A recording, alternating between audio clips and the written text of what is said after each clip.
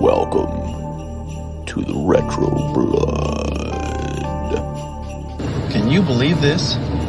It's Christmas Eve, and we got orders to bring in Santa Claus. Cindy, if you don't go back to bed, Santa won't come. He's not the only one. What you might get up to? All those kiddies sitting on your knee all day? I'd love to have you sitting on my knee. $31. Merry fucking Christmas. See Santa Claus tonight? You better run, boy. You better run for your life. Mommy, you shouldn't have said that. It's naughty to say bad things about old people. Santa Claus will punish you. Carpet Day. No. Don't! It's gonna hurt our kids. Know how to be sure it's him. Not sure my ass. Look at the fur on that suit. Merry Christmas, everybody. And you are back on the Retro Blood. James Cline, J.A Alison, bringing all of your holiday wonderful gifts to you. And boy, what a Christmas season has been, because we're on our final episode of our jam-packed Christmas season, because we're going to be talking all about Christmas Evil. Christmas Evil, Allison, do you have a lot of Christmas Evil stories to tell us for this year? I pretty much am Christmas Evil. Yeah, Christmas Evil incarnate. That's what people say about me. Are you saying are you saying you're like our boy Harry, who gets very excited over toys? Yeah. I mean, I do get excited over toys. I get excited over Christmas, and sometimes people kind of hate me for how much I love the holidays. So I'm a big fan of Christmas too. Like, I know you were talking about that on some of our other shows. You're a big fan as well. I thought before we can jump into this episode, so when I was younger, I always liked getting like the newest toys for Christmas. And I can remember, So I was going to tell you this story. I thought that was pretty funny. So, obviously when you're a kid, this kind of relates to this movie too. When you're a kid and you get those brand new toys for Christmas, and you're always really excited. You know what I mean? Where the Santa's dropping off your gifts. You want to get the new hottest toys at this time. So I remember one time where I was like, I had to be, God, what's it called? Maybe like 13 or 14. And I just got into professional wrestling at this time. There it is already at this time, everybody. I'm already starting this episode off hot. During this time. So I just got into professional wrestling, and this was the era of the 1998. I just got done watching. Well, I mean, this happened earlier, but that year I started watching wrestling. My first wrestling that I watched was the WrestleMania 14 with Stone Cold versus HBK for the title. And through the whole, Attitude Era, I was a big fan of wrestling, and I discovered when I walked into Toys R Us. Remember those? Remember those Toys R Us's? Oh yeah. I walked in there and I saw that they used to have like huge shelves full of wrestling action figures everywhere. I'm talking about like old school ones like Ken Shamrock, Mankind, Austin, the Rock ones. And those were the ones where they didn't have as much detail as the ones you have nowadays. They were kind of like those plastic ones where you can kind of just move like the hands and like the feet. And they would like come, sometimes some of them would come with like steel chairs, some of them would come with toilet belts and stuff. And once I saw that, I was like, I got to have all of these. So I remember when at Christmas, my parents gave me like a budget, or Santa Claus gave me a budget of what I can do. And I remember like picking out maybe like 4 or 5 wrestling toys, and I got all of them. And then what happened was I had all these wrestling toys, and my brother, he got like this like brand new video game. And then when I was opening up all the toys, I was like happy, and then he got this video game, and I was just like, man, maybe I should ask for a fucking video game, because like I like these toys and everything, but like I kind of want to like I was trying to get into, it was kind of like a struggle. I like these toys, but I also wanted like this video game as well too. Did you ever have that struggle when you were a child, Allison? Well, no. But not for the reason that you might think. Oh yeah. I mean, when I was a small child, I really didn't have a lot of different kinds of interests. I gotcha. Like I pretty much was like really into like comic books and Star Wars, which is not a lot different than I am now, actually. Now think about it. So, when I was like a little kid and I was coming up, like Star Wars was like the biggest thing. So that's kind of what everything was. So like every Christmas, I would just ask for a couple of Star Wars things. So you made it easier on yourself. Yeah. So like I wasn't really into video games. Like I didn't really get into video games until much later in life. But which probably has something to do with my age, the age difference between me and you too. But, you know, like I really didn't get into video gaming until much later in life. So like, you know, like when I was like from, I don't know, 4 to like 12, I probably didn't care about anything except for like, you know, superheroes and Star Wars. Sounds good. It's probably just me. Maybe I was just a greedy kid. I just wanted it all. I wanted all the wrestling toys. I wanted all the wrestling games. Well, yeah, but I think that's natural to like, you know, well, you know, I want this thing too. But yeah, I mean, I think that's perfectly natural. Although I thought that story was going to end happier than it did. It's kind of a bummer, that little story you told me. Well, I actually got a worse Christmas story, but maybe I'll save it for next year. Yeah, let's just wait till next year. Let's not ruin my Christmas this year. Yes. It's a story of me and not being able to move, but maybe I'll save it for next year. But anyway, everybody, let's get into some of this history surrounding the release date of Christmas Evil, November 7th, 1980. So we're going to go over a little bit of the release date. We're going to go over a little bit of the some happening in the heavy metal and the wrestling. And also, too, want to talk a little bit before we get into the review about a little bit of the history of Christmas horror movie leading up to this time as well. So I want to do that. But first, let's get into the release date, November 7th, 1980. So we're in another November year of release dates. It seems so far like November is like a hot month for a lot of like horror movies. Have you noticed that so far doing our reviews? Yeah, and I thought that was really weird because you would think that, hey, Halloween, you should put out your horror movies around Halloween. But I guess people still don't do that. There's still not a lot of horror new releases around Halloween.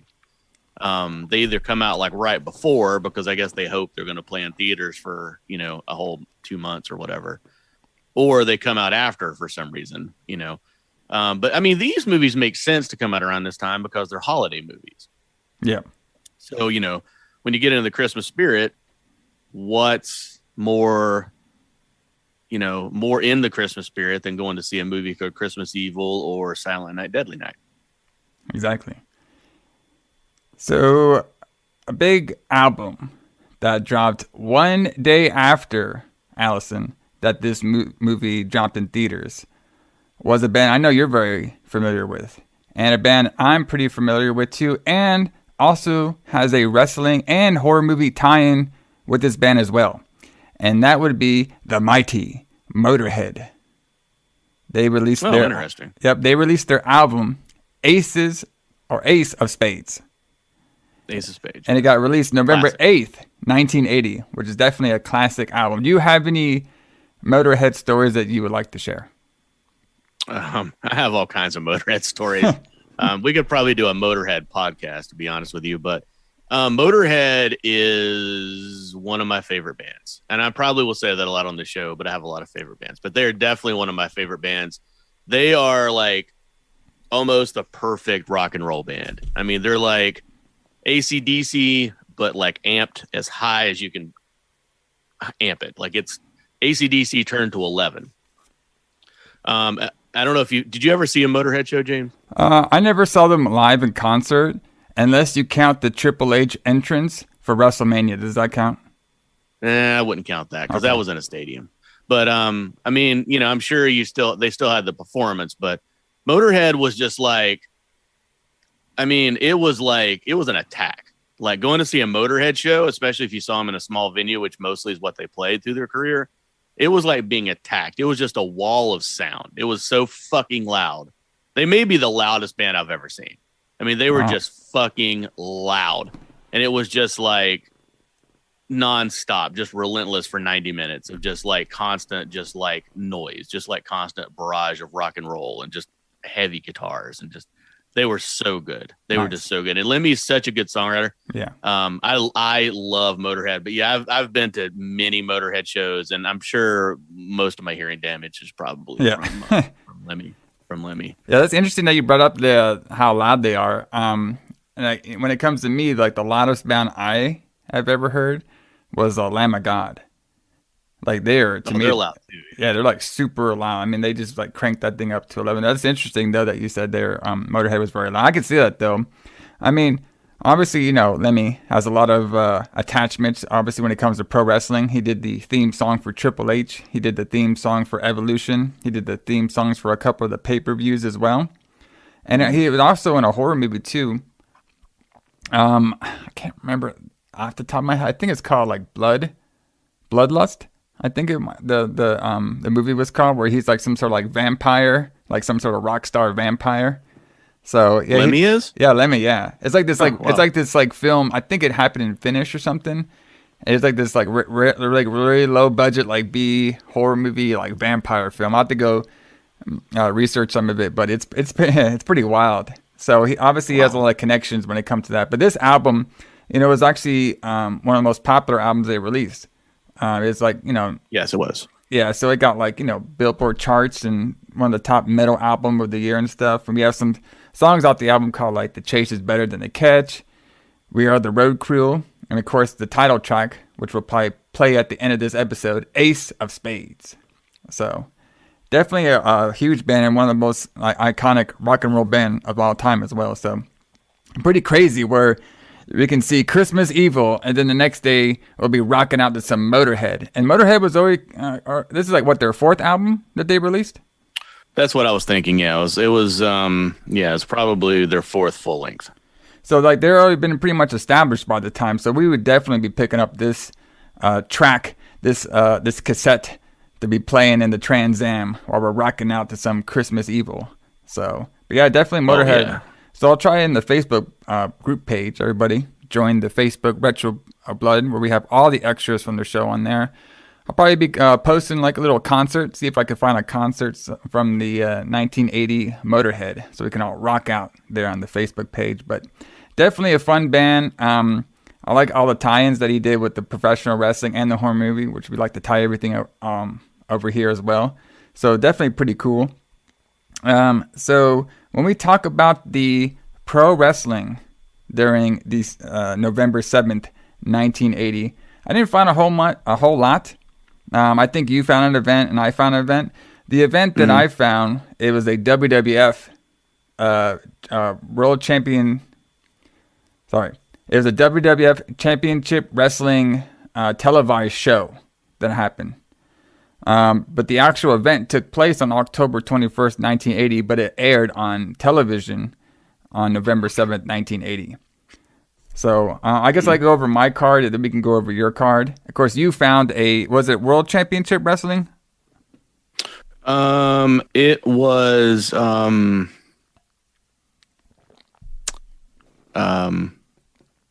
I can't remember which federation this is. I'm gonna have to look this up, but it was a show in St. Louis, but it has to do with the WWF. Oh, I gotcha. Okay, so probably one of those like split shows or something. Yeah, I'll explain that when we get there, but go ahead and tell me about your show. Yeah, so this aired November 7th, 1980. So we wouldn't be going out to this event in the Trans Am, but we'd probably maybe be watching it either after Christmas Evil or before. So, and I don't think they had like recorders during this time, so we probably have it to maybe even skip one. But so the first match is going to be, if I read this right, the Hangman. Do you know who the Hangman? The Hangman? The Hangman. No, I don't know, but that sounds like it could be a really cool gimmick, though. But I don't know who, or a really good character. But I don't know who that is. No. So the Hangman. He doesn't have a wiki, I assume. Yeah. So the Hangman he has a bunch of different names. It's Big John, the Quebec Lumberjack. This is the names he went by. Hangman, Gene Louis, let's see. Neil Gaya, Super Destroyer Mark III, and Towering Inferno. The Towering Inferno, was he on fire? I don't know, I guess. So something that me and Allison want to do on the show too is to educate some of our listeners who might not be familiar with some of the pro wrestling, maybe terms or characters. So in this particular case, this guy, the Hangman, the reason he has so much different names, excuse me, damn. The That's why I'm getting some of that holiday coffee getting into the lungs, brother. That's that oatmeal cookie in there. Yeah. Yeah, I'm sure that's what's doing it. Yeah. So the Hangman over here. So the reason he has so much different names is because when a lot of times when wrestlers would go from territory to territory to territory, sometimes they would change up their character. So they would either change up their names, they'd change up their looks. They wouldn't really change up their wrestling style too much. Maybe sometimes, depending if they're going to be like a good guy or a bad guy. But a lot of times they would change up their names because it's either the territory they were in marketed that name, so they wanted to do something else, or they just, you know, they legally couldn't take that name over if they signed any kind of like contract. Right, because we kind of mentioned that when we talked about Bruiser Brody in episode 1 or 2. Yep.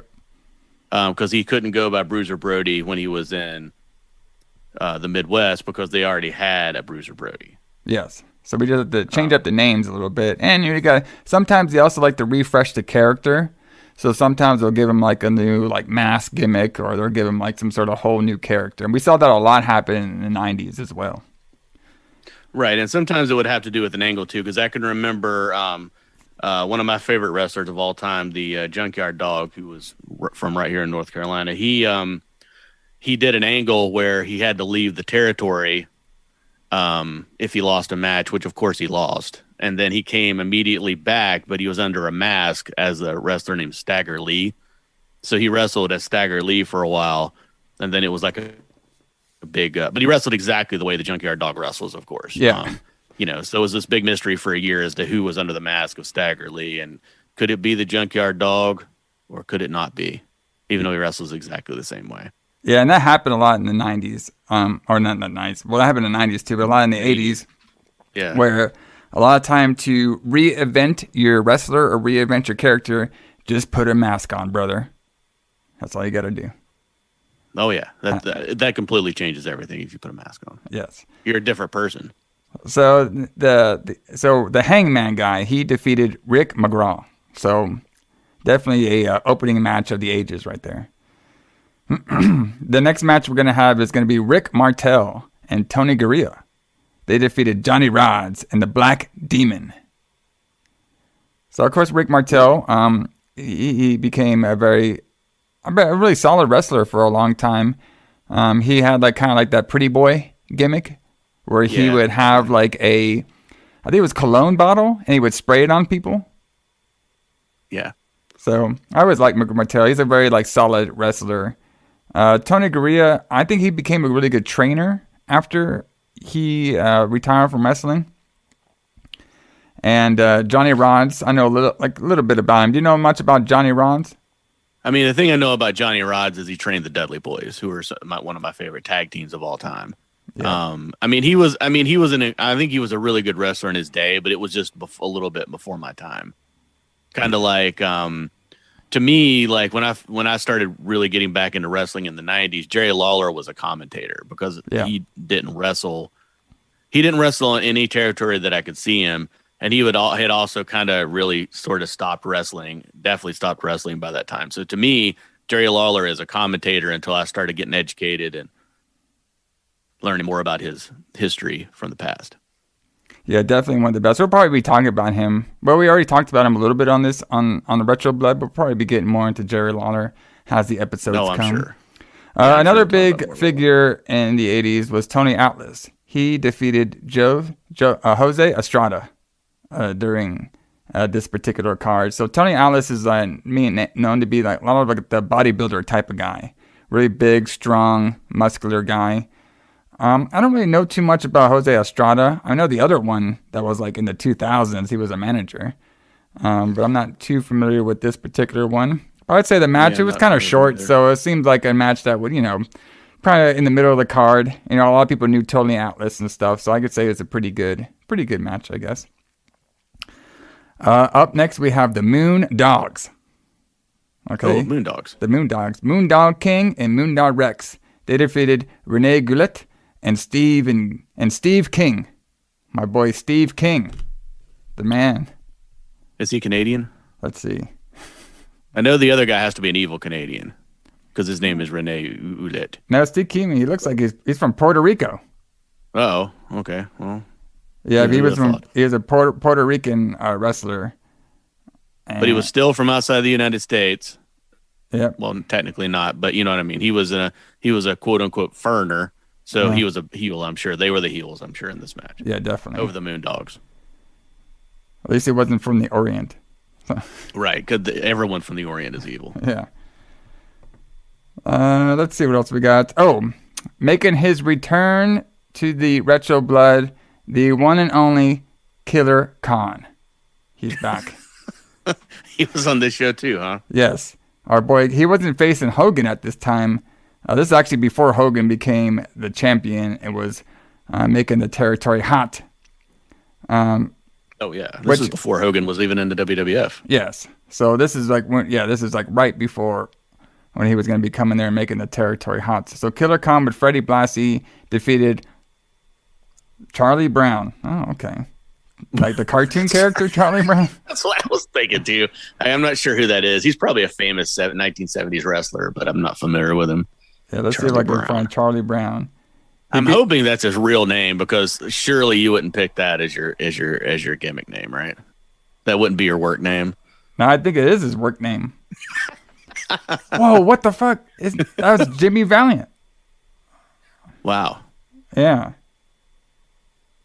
James, Jimmy Valiant. Wow. King James Valiant, Boogie Woogie Man, Charlie Brown. Wow, we just did that in real time. We just learned something in real time, didn't we? The audience saw it live. Oh, it's all live. So we talked about Jimmy Valiant, the Boogie Woogie Man. He was really big, and when I started like doing research on him, he was like one of the biggest staples in world Jimmy Crockett Promotions, World Championship Wrestling. But I guess before he went over there, maybe his first character was Charlie Brown, doing his gimmick, facing Killer Khan. What a match! I might have to try to find that one. Killer Khan versus Jimmy Valiant. Wow. Anything Jimmy Valiant did is just fantastic. Like he was just so charismatic. He came out to that what's the name of that song? Now I can't even think of how it goes. He had a really famous theme song. Because back then, you didn't have to get licensed music. Well, you probably were supposed to, but nobody did. They just picked what a popular song, and that made it their entrance music. Although entrance music was really rare then. Yeah, very rare. It's not like it is now. Like a lot of people didn't have entrance music. You had to be really, really big to have entrance music. The Rock and Roll Express had entrance music. Yep. But I'm pretty sure that nobody in the territories paid royalties or anything or got licenses for these songs. Yeah, not at this particular point. I think the first act to start doing entrance music is either going to be in WCCW, which is the territory out of Texas. Yeah, the Freebirds. Or the AWA. I think they did a little bit of entrance music as there too. But the WWF, I think they had like entrance music for only like certain people. Right. I've always heard that the Freebirds were the first wrestlers to have entrance. Is that the Bad Street? Well, it was actually Freebird then. I'm pretty sure they came out to Freebird originally. Have you seen that? Which seems like a really weird entrance theme. That gets so slow. Have you seen the Freebirds Bad Street video? Yeah, it's fantastic. I've seen that. Maybe one day we'll be able to post it. Is that Michael Hayes singing that song? I'm pretty sure it is. Yeah, I think it is too. Like you talk about 80s, like that's like 80s to the max. Probably one day when we collide with that particular era, I'll try to find that video and post it. So that'd be kind of really fun. So the main event of this particular TV show is going to be Ernie Ladd with the Grand Wizard. He defeated Frank Williams. So, this particular, just like a lot of WWF TV at this time. Did you say? Go ahead. Hold on. Did you say the Grand Wizard? Yeah, that's his manager. Okay. Is he? Is it Ernie Ladd? What does the Grand Wizard look like? He's the guy, and he's Ernie Ladd, who's an African American wrestler. Yeah. I mean, that sounds like a racist gimmick, but I guess it's not. I don't know. That's really weird. What a weird. You don't remember the Grand Wizard? No, I don't. So the Grand remember Wizard, he was the guy who had like the plaid business jacket on, the yellow pants, and he wore like that, like kind of like the, like it looks like a golden like hat or golden like shower cap with the glasses on him. You don't remember him? I don't remember that at all. Yeah, he's just like a manager. Yeah, he's not the most popular manager, but he has managed a lot of teams during his time. Yeah, so I mean, he's just kind of like a normal style manager. So during this particular era of WWF, there's like managers everywhere, but he's known for wearing like wearing a lot of sunglasses, wearing like his like sequin jackets, and his like turbans. His brightly colored turbans. That's what I was trying to say, with some jewels and feathers all over it. So the Grand Wizard, brother. Fair enough. And of course, Ernie Ladd is one of the most probably during this particular area is a very big star. Very very big dude, very like solid wrestler, and a lot of times, when you would see WWF on TV, or you would see them any kind of shows that would be broadcasting, a lot of times, unless it was like a special event, they would mostly be facing like enhancement talents. So very rarely, like nowadays, we would have like star versus star on TV. But for the longest time, through like the 70s, the 80s, and even part of the 90s as well too, a lot of times on TV, we would get a handful of big stars, big signed talent, and they would just face a lot of enhancement guys. We'd rarely get a lot of big matches on TV like we have nowadays. Yeah, so an enhancement talent is just somebody who was paid to lose, essentially. Yeah, so it's kind of like a territory guy who is either coming up on the territory, or who just gets started with his wrestling career, and then just needs somebody in there to get their ass whipped and beat. So, right. But a lot of times, very little offense. Yeah, but a lot of times, a lot of enhancement talent would come on to be stars. I mean, the two that come to mind in my head is Big Bubba Rogers. He was an enhancement talent for a while, and then he became, Big Bubba Rogers, Big Boss Man. And the other one was Sean Walton, 6. He was a big enhancement talent who came on to be a star too. So, and the Hardy Boys too as well. So, just because you're a enhancement guy doesn't mean you stay that way. Unless you're That's true. Unless you're an enhancement talent of Jim Crockett era, because some of those guys, I don't know where they found those guys. They look like some dudes you'd find just at the bar or something, right? Yeah, a lot of those guys. I mean, now some of them, they were trained wrestlers, but yeah, like they were, those guys were just, it'd be like, all right, today on the Worldwide, it's Ric Flair versus Jimmy Smith. Yes. And then Jimmy Smith would come out and lose in, 2 minutes or whatever. Yes. And then you'd see, make sure you come see Ric Flair at the Greensboro Coliseum. Yeah, they can't have a cool name like Lars Lightning. Lars Lightning. Wow, that's cool. I just made that one up. That's my enhancement name, brother. Lars Lightning. Anyway, what's the show that you found? Let's see if it's better than my show. Yeah, it was. I think it was better than your show, but hey, different people have different opinions. Hello? Hey, can you hear me? Yeah. Hello? Yeah, you went quiet over there. I don't know what happened. Yeah, I don't. So, hold on, we have to edit. Hold on, something happened. No, I'm in good. safe driving mode. Gotta make sure you're safe driving here on the Retro Blood, brother. All right, we can't have you going off course, man. We're trying to go up to this WWF card. We're trying to go to Christmas Evil. We can't have you going off course. No, we can't. I have to be in safe driving mode on Zoom. Like I'm going to be in a Zoom meeting in my car. Well, I guess it happens. All right. So now that you can hear me again. So, all right. So my show was on November the 7th, which was the release date of this movie in St. Louis, Missouri. So we'd be packing up the Trans Am with our Motorhead cassette, driving up to St. Louis at the Kiel Auditorium. Nice. So this was, I'm pretty sure their territory was called the St. Louis Wrestling Club, if I'm not mistaken. I'm just pulling that out of my mind, so I'm not 100% sure about that. But anyway, so I won't go through the entire card, but two of the big matches on it was Dory Funk Jr., who was from the Florida territory at the time, the Florida Championship Wrestling, which is where Dusty Rhodes was. Mm-hmm. And he pinned Baron von Raschke, who was from your old stopping grounds of Dallas, I believe, if I'm not mistaken. Yes. He pinned Baron von Raschke, which might have been, it doesn't mention this, but it might have been from the Florida for the Florida Championship title, because Dory had just won it from Dusty Rhodes like 3 days before in Tampa. So he wins the title in Tampa, and then he goes up to St. Louis to fight Baron von Raschke, who was he was actually on AEW like a couple weeks ago. Yeah, I know, yeah. We never talked about that, but doing the claw. Doing the claw. So that was his big thing with the claw. He was usually evil during most of his career because, of course, he was from Europe. So he was automatically evil. But yeah, once he got the claw on your face. What? Was he evil during Christmas time? Probably, yeah. You see what I did there? Was. I see what you did. He was Christmas evil.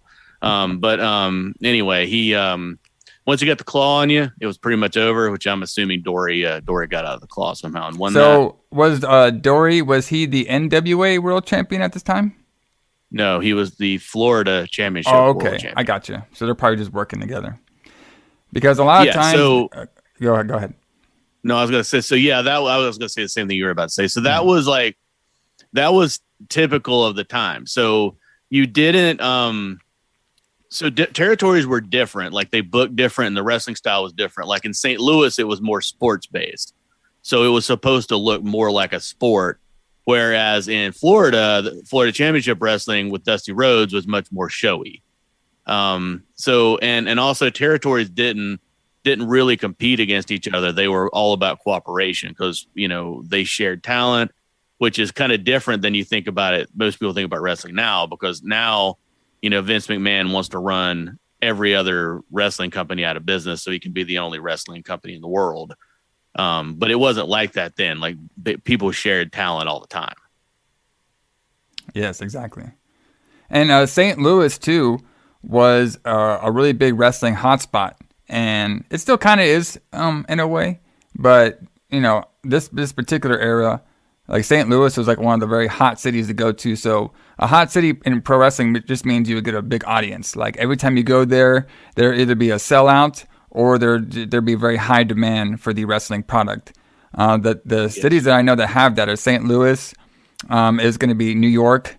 It was a big one. Chicago, kind of like still how it is nowadays. Those are very big wrestling markets that a lot of people like to go to. I think Dallas was one of them as well. And of course, yeah, Dallas is one of them.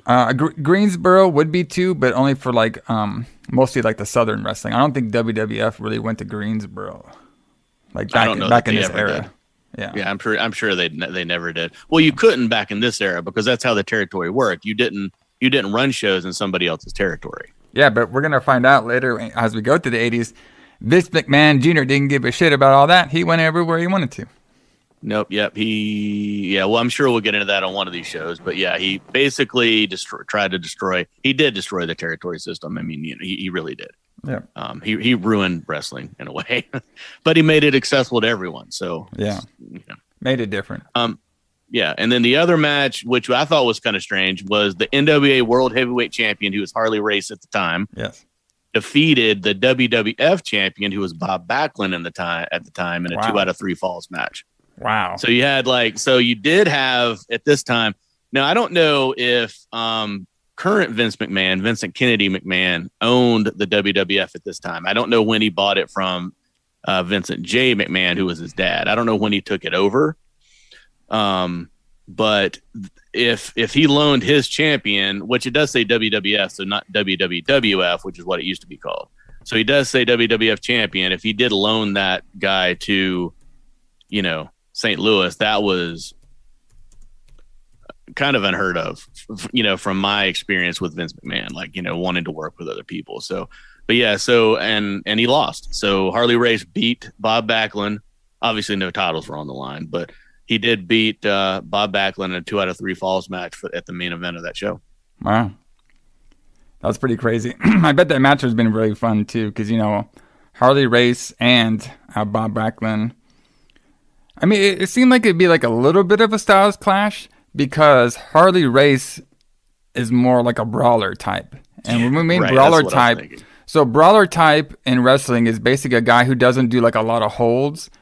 He does like a lot more like punching, a lot more kicks, a lot more physical style. Yeah, they look like they're like beating your ass. You know, kind of like we would, not really like technical, like you would see like in an MMA fight. A little bit more like a brawler type, like you're beating somebody up at the bar. Yeah, and Lance Archer is a brawler. Yes, yeah, he would be a brawler that we see nowadays. And so Bob Backlund, his wrestling style was more like mat based. So you have a lot more amateur wrestling holds that he did. You have a lot more technique. He used to do this. So like I remember one time watching like a Bob Backlund match when he was on Raw, like one of the early days of Raw. And this guy, like I don't know if he was doing it as a joke, but every time he put on a fucking submission, his ass would be right at the hard camera. You know, like he'd be like mooning the hard camera, like doing this guy's submission, like every second. Like the guy couldn't move the camera around with Bob Backlund like mooning us with his fucking ass, or doing all these submissions. So, yeah, he did a lot of like submission types of a lot of like Greco-Roman style wrestling. I'm trying to do some research to see when Vince McMahon bought the WWF from his dad, and it looks like it actually happened in February 21st, 1980. So Vince McMahon was running it. Yeah, so he was running it, but this was still in his first year. So he was probably either didn't have the idea yet. Well, no, I know he had the idea yet, but I bet he was still like, well, I need to work within this territory system until I can figure out a way, until I can get a big enough star to run everybody else out of business. Because he knew Bob Backlund probably wasn't going to be that guy. Yeah. But I'm guessing that Harley ended up winning this by disqualification, but I'm guessing that the mismatch was what cost Bob Backlund the match, because I don't think you can really beat Harley Race with the crossface chicken wing, which is what Bob Backlund's finisher was most of the time. Yeah. Yeah, I mean, I guess during this particular era, 1980, this is like probably when Vince bought it. You know, it takes a little while to get everything going. So like what you said, Allison, he was probably looking for his right person to do his ideas with, to do his whole expansion with, and obviously he would find Hulk Hogan to do all that with him. So Hulk Hogan was the right person. Yeah, so it's pretty interesting to see like the early stages of like this like massive takeover of wrestling. So that should be very fun. Sometimes going around this era and then even going into 1991. So definitely pretty fun on the wrestling side, I would say. So, but I mean, what a card though. That would be a really fun card to see, especially during this particular era. Because I definitely know that Harley Race probably would have been one of our favorites for this time. Just the way his wrestling style was, and his promos were fantastic as well. Yeah, and he also became a really good trainer too down the road. Yep. So now that we're done with some of the history of metal and wrestling at this time, I want to go, before we get into the Christmas Evil full review, which there's going to be a lot to talk about with this movie.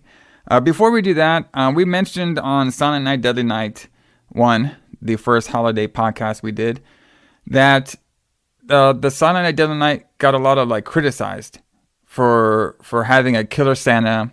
They had protesters outside of the theater trying to get that movie to shut off at theaters, and eventually worked. It eventually got removed from theaters. But like we mentioned before, there was shows and movies before Silent Night, Deadly Night came out that had a killer Santa as their main antagonist. Mm-hmm. And I just want to talk about that a little bit before we get into this review. So Christmas Evil wasn't the first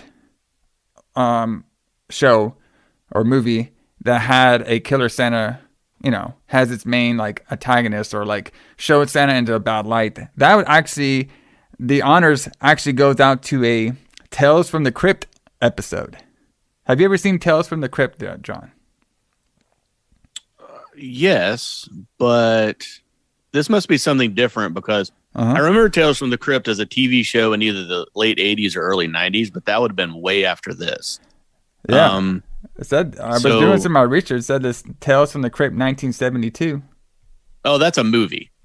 Oh, it's a movie? So that's actually a really good movie. So the first time they tried to adapt the comic book Tales from the Crypt to a TV show, they did an anthology movie, and I think there's two of them actually, and it has two two or three stories in it, and one of them must be about a Santa Claus. Yeah. But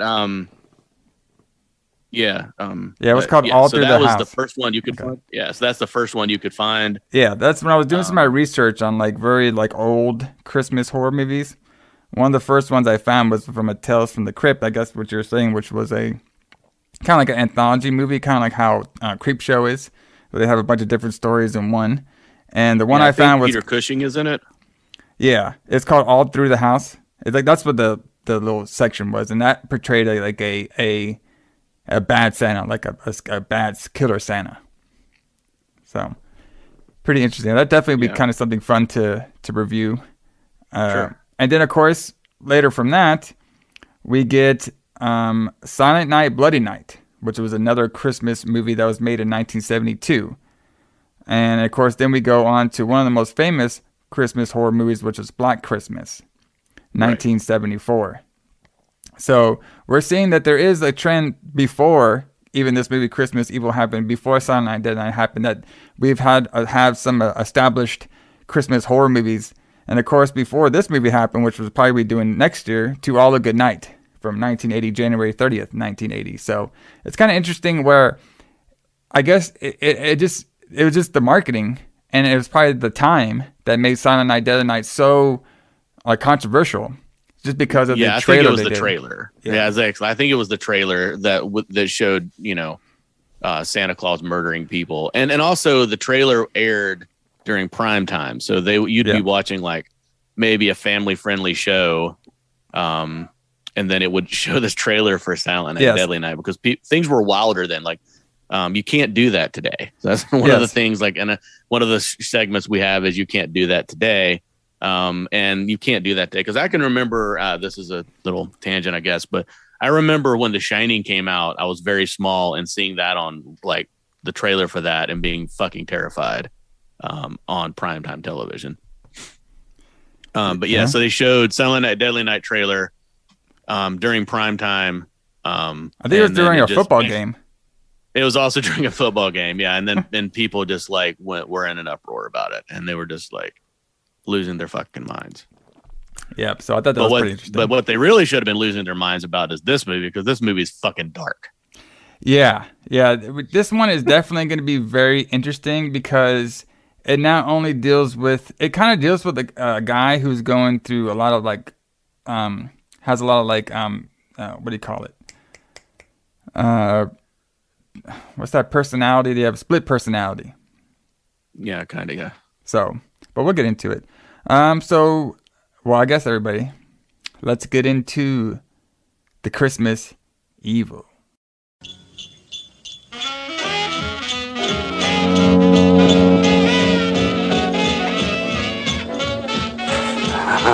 Good boy, Scotty.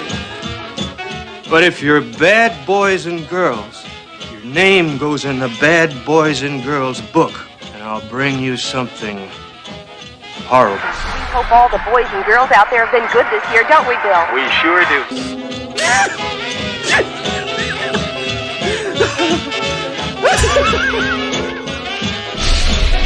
I have something for you. I have superlative taste.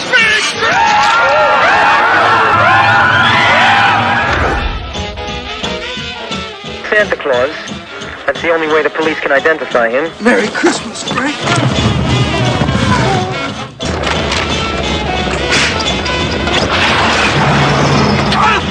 It's scary. He's gonna get you. Avoid anyone dressed as Santa Claus. Don't make kids scared again. They won't think everything's coming to them so easy. They're bad. Santa's hit list is goddamn selective. He's making a list, checking it twice. Gonna find out who's naughty or No, it wasn't any of these Santa Clauses. His suit had dark fur. Don't! It's gonna hurt our kids. We're not even sure it's him. Not sure my ass. Look at the fur on that suit.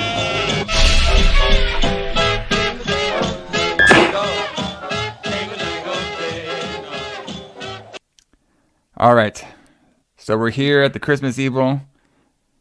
Allison, did you know this film was originally titled You Better Watch Out? Yeah, which I think I think that's just as good a name. I mean, I think that would be a good name for this movie. Yes. I think that's great. And so when we were watching it, when we were doing the credits, you could just like our Blood Rage credits that said slasher. These ones in the credits did say better watch out. So I thought that was pretty funny. Did you know this film was also known as, I like this one too, Terror in Toyland? This is not as good a title. Terror in Toyland, brother. I don't know if there's a Terror in Toyland movie, but I would definitely make it because that is fucking awesome. I love that name. So yeah, I'm getting ideas for this already. There is a movie out there. I think it got released around 2017, 18. That's called You Better Watch Out. But it's one of those like, oh, we're making a Christmas horror movie, but it has to be comedy. Right. You know what I mean? It has a bunch of kids and stuff. And then the kids are like, they do like Home Alone shit going on there. But right. Yeah. Yeah. Because everything has to be silly now. Everything has to be a comedy. People have to laugh. Don't this get movie's not funny at all, though. Yeah, I know. Like nowadays, like you just mentioned, like a lot of horror movies that come out for Christmas time, they have to be like silly. They have to be funny. They don't have to have any kind of plot to them. They just got to be like, oh, we have this Christmas. Like I can go on a rant right now for like some fucking Christmas movies that are out there now. Like the original, the remake of Black Christmas, that thing totally sucked. This fucking movie called Red Christmas. Oh my God, it's the biggest piece of garbage I've ever seen. And then we got that Better Watch Out movie that looks like shit. And then there is one that got released this year called Silent Night. I haven't seen it yet, but it's in that same realm where it's, oh, okay, well, it's a horror movie during Christmas. Let's make a comedy, Yeah, because everything's corny and cheesy now. Like, everything has to be just straight.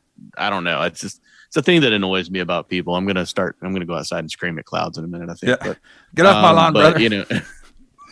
Get off my Christmas lawn, brother. I want some terror Christmas. Telling kids to get off my lawn. But yeah, everything has to be like just straight, and nothing can be like interesting anymore. Like everything has to be straight and vanilla and boring. And I mean, like, I don't know, like, why can't you just have like a serious movie, with Santa, an axe wielding Santa Claus killing people? I mean, that's fantastic. Well, we're about to go over it because this movie is actually has a very like deep, serious storyline to it. It does, really. You know what I mean? It really does. Because like when when you look around horror movies, oh, Christmas Evil, this must be like corny and cheesy and shit. No, when you actually watch the shit, like, oh shit, okay, this is like some serious stuff going on over here. So it is now Christmas Eve. We're in 1974. All right. Yep. We see a 1974 Christmas house. No, hold on. It's 1947. Or what did I say? 74? Sounded wrong. Oh, my bad. Sorry. 74. Shit, 1947. I was like, wait a minute, that can't be right. Yeah, sorry. Did I say 74? I meant 94. Well, I'll start over again.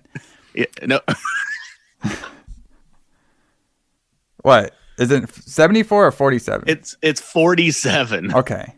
That's what I wrote. Okay. I don't know why I said 74. We're going to rocking out in the 74s, man. All right, so it's Christmas Eve, 1947. Right. We see a 1947 house with Christmas lights on it.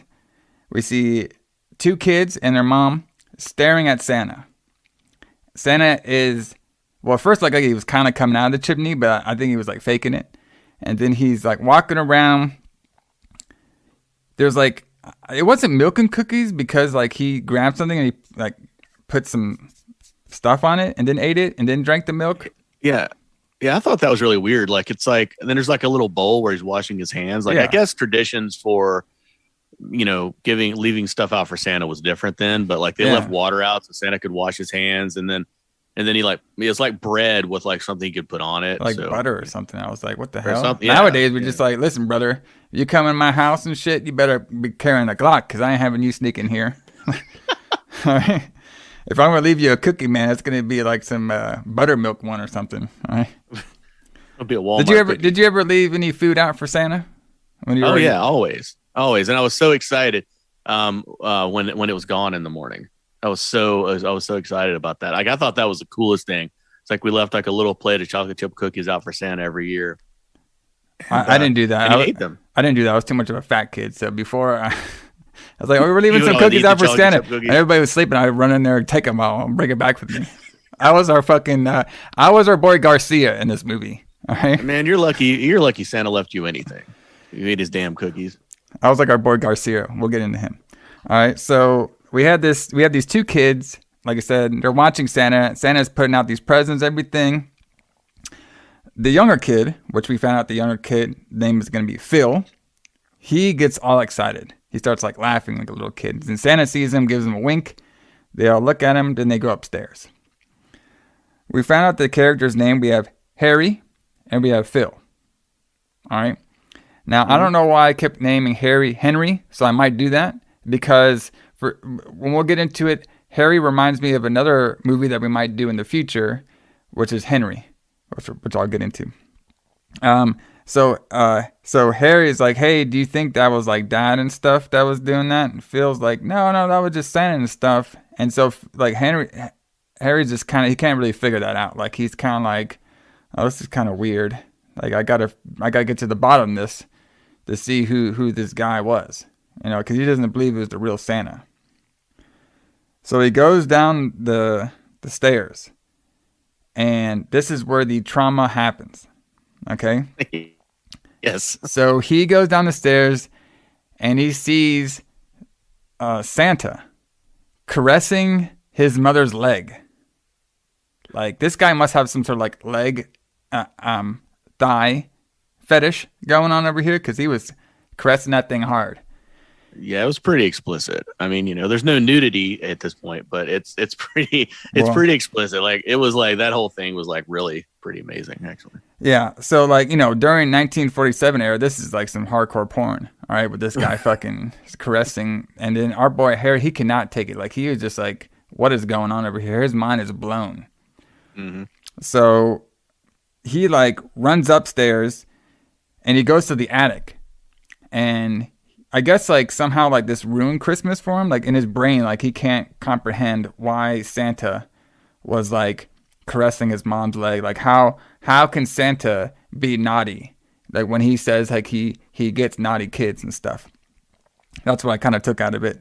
So he has like the snow globe. He breaks the snow globe, and then he eventually cuts himself with part of the snow globe. This is when we get some of the credits. So definitely starting this movie out. Little weird, little crazy. A little weird, yeah. Why is Santa fucking my mom? Yeah. Yeah. And then the credits roll. So the movie really hasn't even started yet. Yeah, they even started. That's just the prologue. Yeah. And then this is when we get the title that you better watch out. So this is how, kind of like how we did the Blood Rage. Different movie title now, but at the time it was called something different. Mm-hmm. So we're in the present now. This is now 1980. And we see a guy who's sleeping in some like Santa PJs, and it's Harry. And he's, waking up in his house. To describe it, he has a lot of like Christmas stuff around his house. Like he has a bunch of Christmas dolls.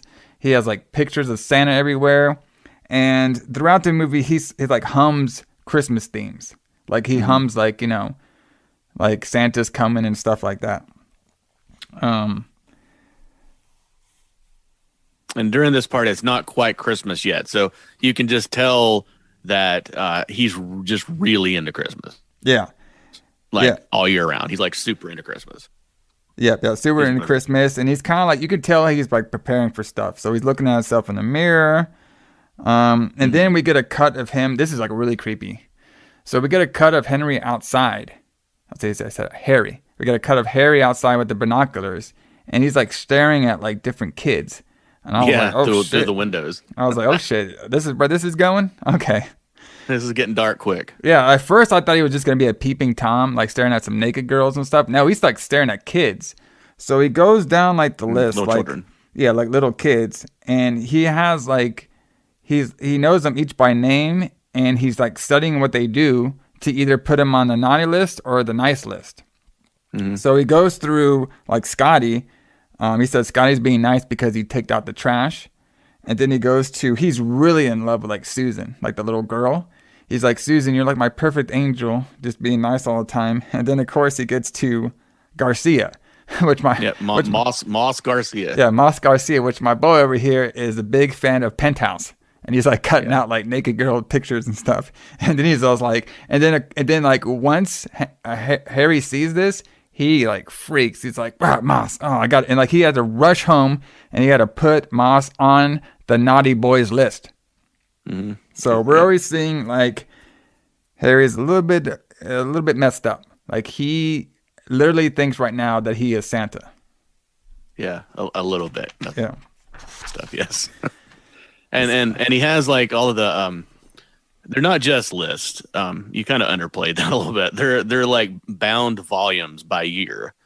Yeah. So they're like leather bound books with all the children's like names and everything they've done good and everything they've done bad throughout the years. Like, he has these on a shelf in his Christmas house. Yes. Some of the stuff was I caught a little bit of what the bad stuff was, but the one he wrote down for Moss was impure thoughts. Yeah, because he reached penthouse. Yes. So we have arrived at our toy factory. The toy factory is called Jolly Dream Toy Factory. Mm-hmm. And a cool little side note, this was actually a real toy factory that they filmed in. Yeah, it was owned by some a relative of the producer, I believe. Yes. Yeah, it was owned by the relative of the producer. Let's see. It was filmed in New Brunswick, and it was owned by Lynn Pressman. He was Lynn Pressman was the mother of the film's executive producer, Edward R. Pressman. So it was the mother of the producer of the film. So kind of a little cool little tie-in. It just so happens that your mother owned a toy factory. Yeah. So make a movie about what we have on hand. Hey, that's the way to do it. So Henry is talking to some of his union coworkers. Okay, and he is explaining to them the importance of making quality toys. And of course, none of these guys give a shit about making quality toys. They just want to get their paycheck, and then they're always worried about somebody's going to get fired or not. Yeah, and of course, Harry works at the toy factory. Yes, he's Santa Claus. Yes, exactly.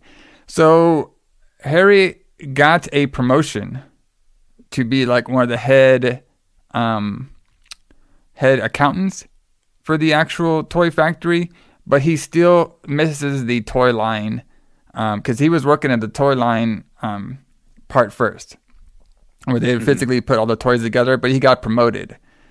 But then some of the other guys they're like kind of getting onto him because he's kind of like a nerdy guy.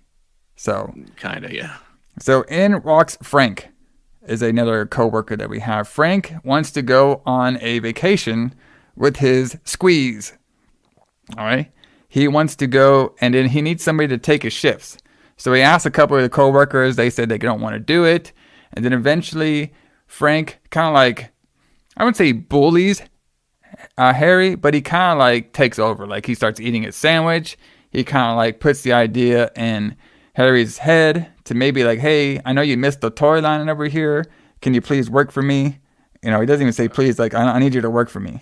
So yeah, I would definitely call that bullying. I mean, if you're eating somebody's sandwich, you're bullying them. Yeah. I mean, I'm telling you, James, if you come up and you eat my sandwich, you're getting knocked the fuck out. That's all I got to say about that. I would never touch your mighty sandwich there, Allison. Yeah, you definitely wouldn't.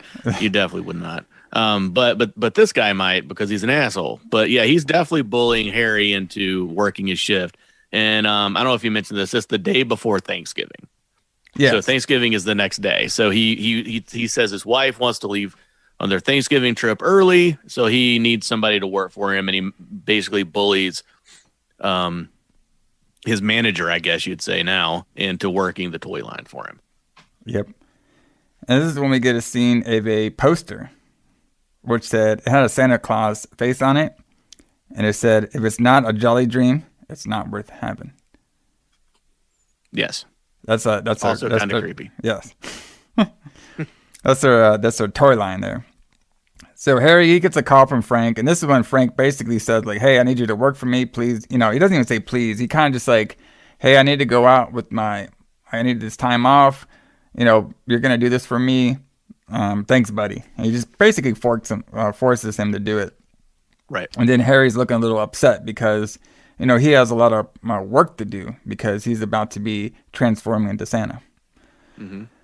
So he goes, eventually we get a shift change. He's got a lot of kids to spy on. Yeah, exactly. He has a lot of kids to be spying on, all this stuff to go. And so we get a schedule change. Harry goes out there, starts working on some of the toys. So we get a clock out scene. Did you see some like these like toys that they have? Like, man, they were cheap looking. Like they were like cheap looking like trucks, cheap looking like a guy on a motorcycle. I was like, man. Well, yeah, that's Harry's point, right? Like he's talking about how we need to make quality toys, but we don't make quality toys anymore. We make this shit. Yeah. So it'd be like some shit you see at the dollar store. That's what these guys be making. Yeah, maybe not even that good. Yeah. So Harry, after his shift, where he had to work a double, he is now off, and he just so happens to go by a bar. I guess this is like the local bar that the crew goes by. And he's looking inside. The bar is called it's called the Odd Couple Lounge. What a bar name. And he sees, that was really weird too. Yeah, he sees Frank's drinking in there, and then they're laughing, saying like, I didn't even need that many days off, but I knew that freaking guy would do it. So Frank, he said he's not even leaving for like 4 days to go on his vacation. So he suckered Harry into working for him some extra time, and of course Harry freaks out and he runs back home. Yep. So we're kind of establishing right now during this period that if people are like making Harry feel uncomfortable and they're doing bad things, he has to put them like on a list. He has to like remember them in the head, because like I guess this like triggers him a lot that he thinks that he's Santa. So he grabbed like a Ken doll and starts like humming music and like eventually breaks the Ken doll. So we're seeing like this guy has some like mental problems with him. Yeah, we're just now seeing that, but yeah, it's becoming more mental issues. For sure. He also goes off and it looks like he sees like his old house. I'm not sure if it was his old house or was it the house that his brother's staying at, but he sees like this couple and he sees like these kids playing around, and eventually he starts watching the kid. I mean, he starts watching the mother and the dad kind of like start kissing and making it out. And I'm pretty sure that guy, he was his younger brother, Philip. And it was his wife, yeah, that's what I thought. That was like, he was kind of spying on Philip for some reason. Philip's house. Yeah. So, and we'll find out that the younger brother actually grew up to be like a normal guy. He has a wife, he has some kids, and he can't really grasp his brother. Like he knows that his brother has some bad mental issues that he's been trying to help, but it doesn't work out. And we see that because when Henry, when he's back at his house, this is the next morning, he is watching a parade, which I'm pretty sure is the Thanksgiving parade. Yeah, this is Thanksgiving Day now. Yes. So it's Thanksgiving Day, and we see Philip, he's talking to his wife, saying like, the wife's like, hey, when are you going to be inviting Harry? God, I knew I was going to say all that. When are you going to be inviting Harry? You know why I got the Henry thing? Because of Portrait of a Serial Killer. Yeah, so the character on this movie kind of reminded me a little bit of him. With like the issues, the stalking people. Like he wasn't as intense as Harry, the Portrait of a Serial Killer, when it comes to like his kills and shit, or like his mental issues. But like they were like similar on some of the aspects of their personalities. Yeah, which I'm sure that's a movie we'll do down the road. Yeah, a crazy movie too. Yeah, very dark. Yeah. So we get a call. Harry calls up Phil. Harry doesn't want to come to Thanksgiving because he has like a lot of stuff to do, a lot of stuff in his mind. Philip's like, hey, you come every year. Like, what's going on over here? Are you okay? So Philip gets really worried when Harry acts up. Like when he does like certain things, when he starts acting a little strange, Philip just gets very like worried about Harry. And Harry's just like he wants to get off the phone so bad because Santa Claus is coming up in the parade and he wants to see what Santa Claus looks like. Right. And we do see that Philip has 2 kids as well, and they keep interrupting the phone call all the time. And eventually Phil does get a little angry at them. Let's see. And then, yeah, Phil, I feel like at this point, he's kind of starting to get a little tired of dealing with Harry. Yeah. You know what I mean? Like he's more exasperated with Harry and like his issues, and his wife is kind of supportive of Harry. Like she likes Harry and the kids like Harry. Yep. Well, I mean, everybody likes Harry. It's just that Phil is just getting tired of his mental issues, kind of. Yeah, he's because getting tired of dealing with them. Because he also says in this, when he hangs up the phone, he's just like, I'm just tired of his mental issues. Like, I just wanted like a normal older brother. Like, I don't, he doesn't realize like why he became like this. He said he was normal when he was a kid, but he just like started acting all kinds of weird and he's just getting fed up with trying to like help him when Harry doesn't really want a lot of help. So like we said, we're showing some like deep issues, like some meaning over here. Yes. So after this parade, Harry is just all into getting Santa Claus right now. Like he's like building his costume. We see him painting his van. So he's just getting everything kind of set up. So he's making his Santa suit. Yeah, he paints a Santa sleigh on the side of his white van. Yeah, which is pretty creepy. We also get did you see this scene? It's like a cut scene. I don't even know why it was in here. It was like trees, right? Like some Christmas trees. And like, I guess it was like a door opening, like a garage door opening or something. And we see these a bunch of Christmas trees, some mannequins, and two creepy dudes just standing there. I don't know if you caught it. Was a really quick scene. I don't remember that. But there's a lot of like creepy imagery in this that are in it for no apparent reason.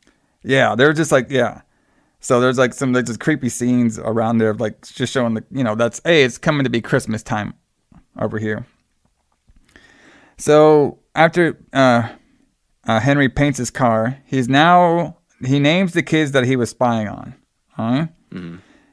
And okay, so this is a weird scene too. So Henry's now walking down the street. He has food in his hand. He sees the kids, and he actually has a relationship with all these kids because these kids are from his neighbors. Yeah, so so the kids are like, "Hey, Henry, what's going on?" Henry goes, "Hey, you guys look pretty. You guys are doing pretty good. Susan, you look great as always. Look very beautiful as always." They ask, "Hey, Henry, what are you to be wishing for?" And Henry's gonna be like, "Oh, I wish I had super magic." And then all the kids go. It's like, yeah, super magic. Okay.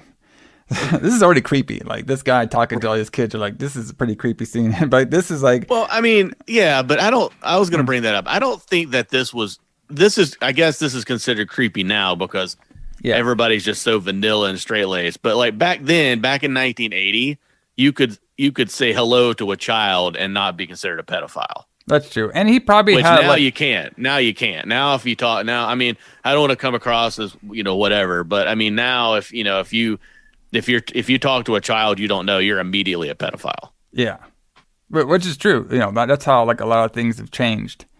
Yeah. And I'm pretty sure like Harry had like a relationship with some of the parents as well. And they probably knew that he's kind of like, not all there, but like very like slow type, I guess you'd say. So they probably treat him like as a kid as well. So they're probably pretty fine with him. And like, in this film too, like Harry never really did any kind of danger to kids at all too. He actually liked a lot of kids, except for one.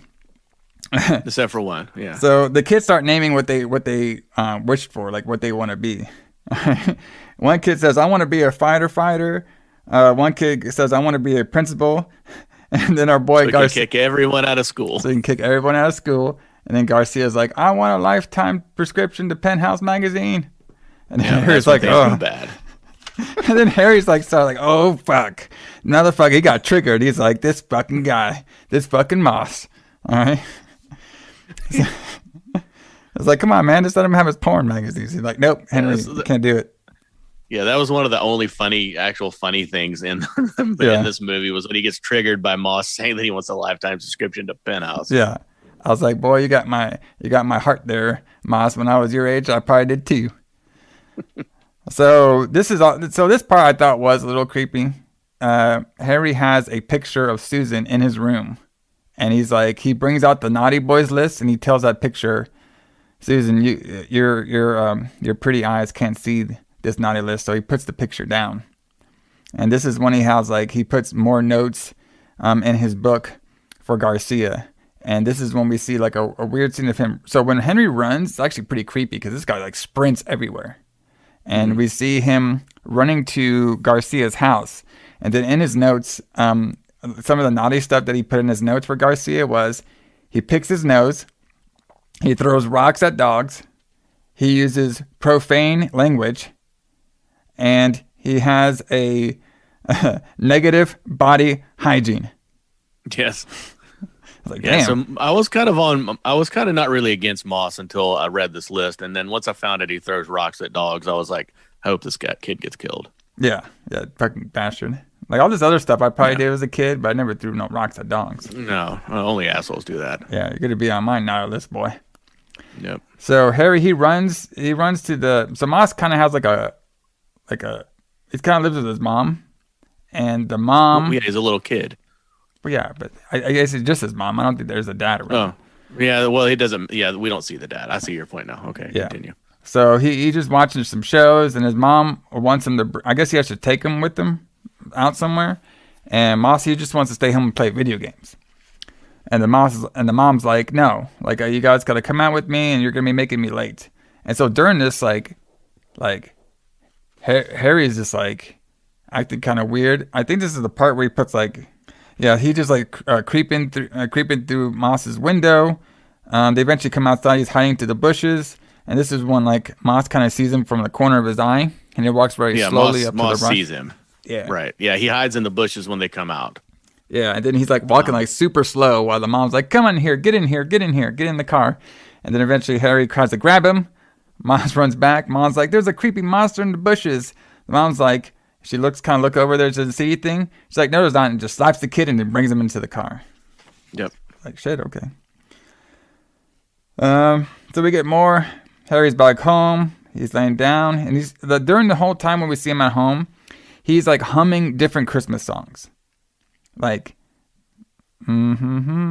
stuff like that. He's like humming different like songs. I'm not the best like at like Christmas songs. Like, I know there's like, you better watch out. You better not fright. Stuff like that. But he's like saying, like humming all these like different songs. And we find out later why he's doing that. So there's a big meeting. Well, it's not a meeting. There's a big party. And this is like pretty cool too. So there's a big party going on at the Jolly Dream factory. I guess it's the upstairs. Yeah, and they're all pouring the vodka. Yeah. So they're all like having a party. And like, I don't know if you noticed this, but like there was like... There had that in the background of the music. There was like music, but every time you can hear like somebody like breaking a glass. It's kind of weird. Like in the background, it was like this music going on, and then every once in a while you hear like glass breaking, like very very. Oh yeah, I mean, slightly. If you drink a lot of vodka, then you might drop your glasses. And this is like what we were talking about before when we did this the Silent Night Deadly Night one. Like these guys in the 80s, their Christmas parties, you just load up the vodka. You fucking bring vodka, you bring some bourbon, you just bring whatever, some holiday schnapps over there. Everybody's getting fucked up at these holiday parties. I was like, yep. Yeah, back in the good old days. So Harry arrives and he sees like a commercial for Jolly Dream has donated a bunch of toys to a children's hospital. Yeah, so they have a scheme, like a donation scheme. They're going to donate toys, but only if the workers attain a certain level of productivity, I guess. And then they ask the workers to also contribute to the fund. Yes, because Harry, when he was watching this, he meets with this guy that introduces this guy named George, and George is kind of like a new part of the team. He did marketing on that particular campaign that Allison was talking about, and then that's when we find out that like it was like a kind of like a corporate scheme in a way to make it where the hospital would get something, and then they would get a good PR notice out of it as well. And then Henry's like he knows that a lot of people are not going to donate these toys, but he wants everybody at this particular hospital to get all the toys. So he takes in his mind, like he even calls them out. He's like, you guys are just like a bunch of corporate greed type of guys and stuff. And then they all kind of like look at him like, yeah, whatever. And then during this time, we have one of Henry's coworkers too, is Ben, was kind of like teasing him a little bit about Frank taking up all his free time and giving all the ships away to him. So, and then when Harry he gets mad. So once all this happens, like he's getting mad because he most of the time is getting mad about the toys not going to this hospital. So he like gets mad and he leaves. And this is when we get a little bit more of the party scenes. Harry goes up to his office. He grabs a sheet. And then he grabs like a bag, and now he starts to go into the toy factory, and he's grabbing up all like these red trucks and a bunch of toys, and he's putting it all in his bag. So while everybody's drinking upstairs, Henry is stealing all these toys. Yeah, he steals all the toys. So this is when we get now. Henry is like he's like full on triggered now. He is putting on his Santa beard, and you never seen somebody so happy to put on a Santa beard unless their name is probably McFoley. Because this guy was super happy to put on this fucking beard. He's been waiting all year for this. He's waiting all year, man. And then he starts to cry when he puts on his beard too, because he is now transforming into his idol, to the person who he thinks he is, his Santa Claus. So. Yep. And this is the part where he's building the Santa suit, or he's putting on the Santa suit, and he's got the padding around the leg part, and he's like hitting it to see if it'll. Yeah. So he's got something planned. Yes. At this point. So now we're on, it's Christmas Eve now. Okay.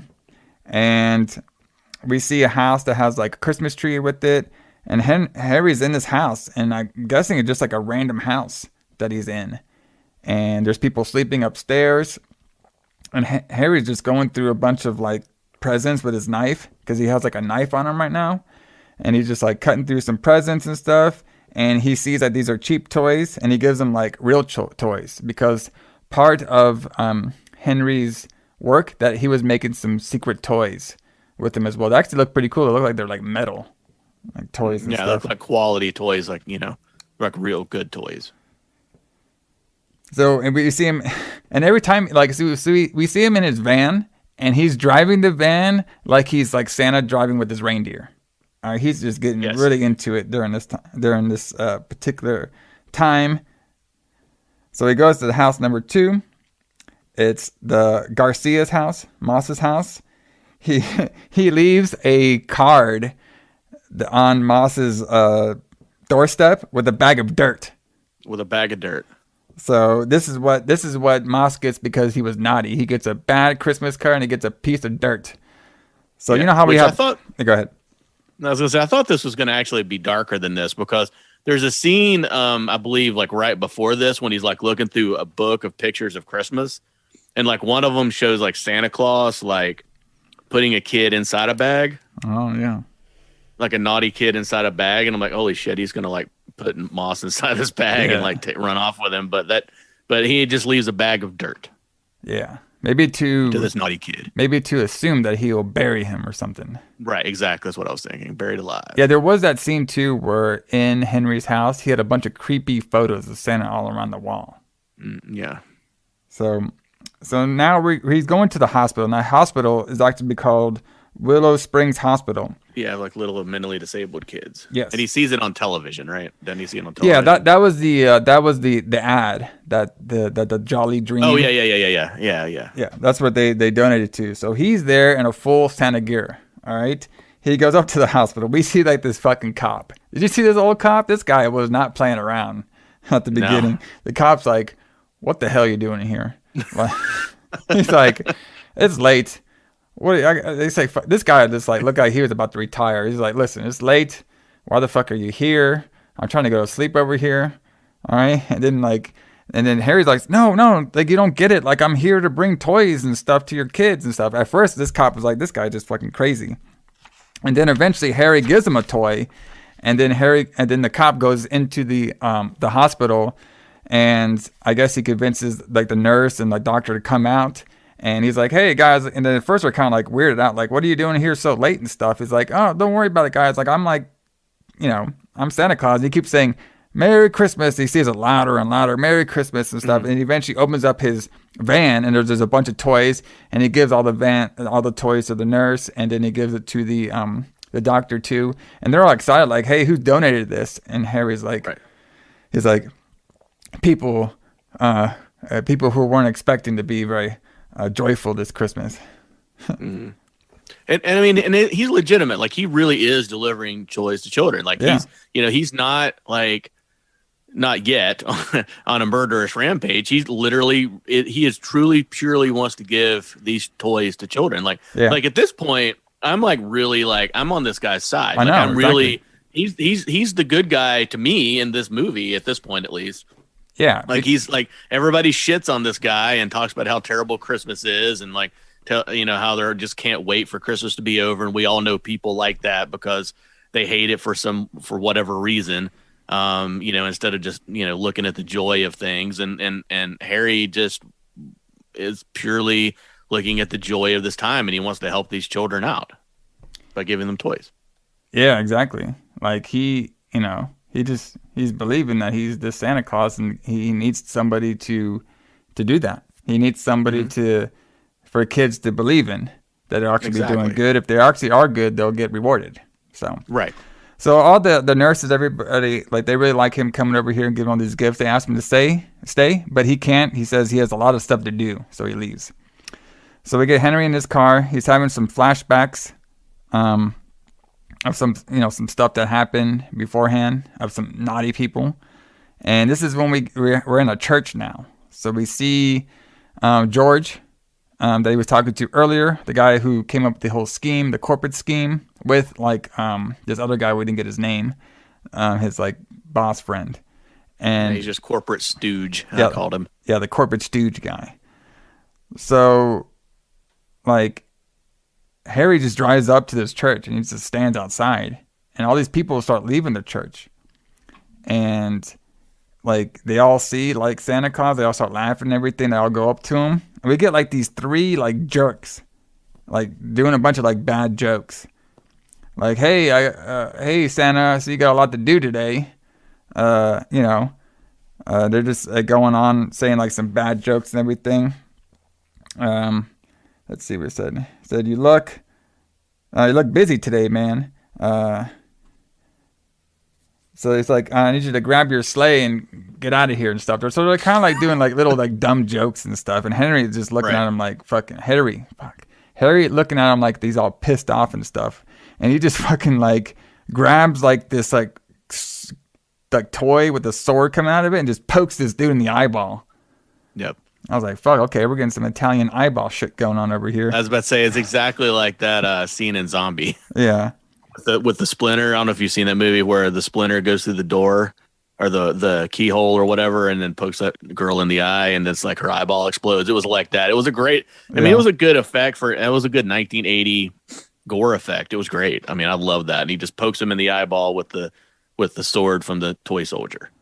Yeah, then he gets like this axe and starts like chopping like this other dude and this girl all on their heads. Yep.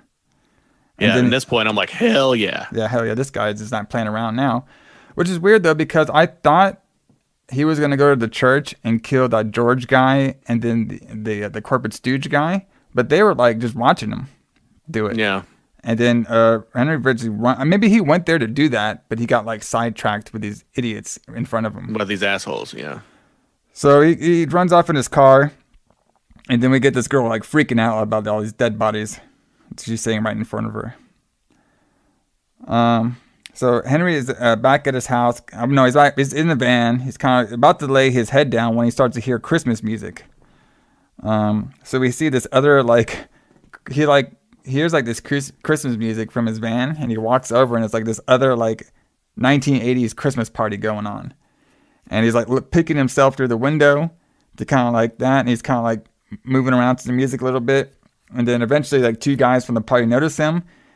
They like come out and they force him to come in there and party with them with this Christmas party. Oh, and then once they bring him inside this Christmas party, all the kids are very excited to see Santa Harry at this time. And then Santa Harry is very happy to see them too. Tells them all, Merry Christmas, everyone. So all the people from the church are at the police station now, and they're all trying to like inform these cops like, hey, this guy who killed these three random people was like a guy dressed up in a Santa Claus outfit. And of course we get the whole, yeah, right, this guy, what he's saying over here, Jolly Saint Nick is going to be hurting people. We get that gimmick again. Right. And nobody believes him, of course. But he's at the party and he wins everybody over. Like the people at the party who think he's a Santa impersonator, they love him, and the kids there love him, and everybody loves Harry except for except for the people he works with for the most part. People just love Harry. Yeah. Because he's a good dude. And he's a good dancer too. Other than axe murdering part. And he's a good dancer too, yeah. Yeah, he was dancing at this party. He was just going all the town. He was saying, "Merry Christmas, everybody." Everybody wants him to say. He said he can't stay. He has to do a lot tonight. He has to keep his work up, giving all the toys to all the kids. So he's playing up this. So these people think like this guy is just playing a really good Santa, but in Harry's mind, like he is now Santa. He is the embodiment of Santa. Mm-hmm. And then he says, he goes on to the kids and saying, if all the kids are good this year, Santa will give you all kinds of presents. But if you're naughty, Santa will give you trouble. And there's like silence, and then he like laughs, and he says, "I'll see you all next year." That's so great. So he drives off, and this is when he's like full reindeer in his car, like he's just going crazy back and forth. Full reindeer. That's got to be the new thing we're gonna call that. He's full reindeer. Yeah, full reindeer, man. He's like getting them fucking prancer and shit. He's like going crazy in that car. Let's see. So this is when he arrives at Frank's house. So Frank is asleep upstairs. He has like 2 kids, and this is when Harry tries to go actually through the chimney, and it doesn't really work out too well. No, this actually made me sad. Like I was like, this actually hurt my heart. Like he's trying so hard to be Santa Claus, and he's trying to go through the chimney, but he can't. Yeah, because you can't really climb through a chimney. Yeah, and he finds that out really quick. He's like, shit. And he's trying to go through, and then his other way is just trying to go through like the windows, and eventually goes down one window. You remember the scene where he's like puts mud on his face and his hands, and he leaves the imprint on the side of the house? Is that where he's at Moss Garcia's house? Yeah. Like that's creepy as shit, and I don't know what that even means. Yeah, I didn't know what that meant either. Yeah, like he's just leaving like this like imprint of his face and his hands on the side of the fucking house. I think that's when he was there the first time. Maybe he was getting the idea of putting like dirt on him. He just wanted to see how the dirt was or something. Because if it were on the window, I would be like, okay, so he's leaving an imprint, like maybe so they'll know like Santa's watching them. But it's like on the side of the house. Yeah. But yeah, anyway, so he's about to kill Harry or Phil. No, Frank. Our boy Frank, man. Wait a minute. It's Frank. Yeah, sorry, he doesn't kill his brother. It's Frank. Yeah, he's about to kill Frank because Frank's an asshole. Yeah, because the Frank is the asshole during the whole movie. So he's upstairs. He's about to go. He sees the kids in the room. Harry Santa is heading up to Frank's room. He sees the kids. He kind of like watches them a little bit, make sure they're sleeping. He goes upstairs to Frank's room, and he tells Frank, is like, "Frank, you won it all, but you're not a kid anymore." And then Frank wakes up, is like, "Harry?" And then Harry starts choking his ass out with the fucking Santa's sack. Yeah, he kills him with a sack of gifts. I thought this was fucking fantastic. Yeah, he's like choking like and a Christmas star. Yeah. So he's like choking him with that Santa sack, and then like I thought the funniest part was that the wife wasn't even waking up for none of that. This guy's like screaming out here, blah blah blah, like suffocating. The wife's not even waking up. Yeah, and she doesn't even wake up. And then when he takes the sack off, Frank's not dead yet. And then eventually Henry grabs like the ornament, the star ornament, like the tree topper, and slices his throat. And then when Frank lands on his wife, then the wife, like, she's awake, but like she's like not screaming. She's like, it's like about to scream. Like it's like that one where you're like nervous, but you can't say anything. So Harry leaves the house. The kids stop him, like say like, "Oh, you're Santa Claus" and everything. They're all excited for him being here. And eventually they hear the wife scream, and that's when Harry runs off. So he drives off back into his van, his van of reindeer. Yep. So now we have full reindeer. Yes, full reindeer, everybody. So now we need to make shirts that say "full reindeer" when we have merchandise. Yeah, we got during this time, and we have full reindeer. Full reindeer. So it's now Christmas Day. We're at Phil's house, and Phil is going on saying like, "Hey, something's here. Something's weird because Harry is not here for Christmas Day. He always shows up here on Christmas Day. I know something's not right. Something's not right with Harry right now. And then the wife is going on saying, like, listen, like, Phil, like, you just underestimate your brother all the time. He's probably fine. He's probably just really busy with work and stuff. And then Phil's like, no, I know there's something wrong over here. And then eventually they watch a news forecaster saying, like, hey, there's like these murders happening. We found 3 dead bodies outside our church, and we found somebody suffocated in their home.